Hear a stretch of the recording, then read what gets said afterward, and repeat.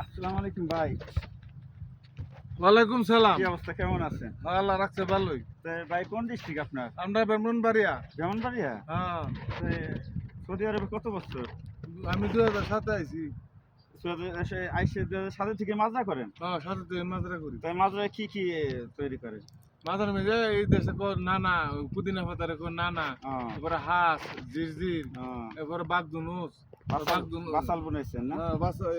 আরবি থেকে বাসাল, বাংলা থেকে পেঁয়াজ। কি অবস্থা, আছেন ভালো? হ্যাঁ, ভালোই আল্লাহ। কত বছর ধরে আছেন আপনি?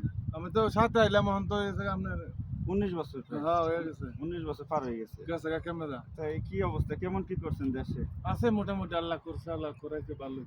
যাক আলহামদুলিল্লাহ। তাই আমার তরফ থেকে আপনাকে ছোট একটা উপহার দিই।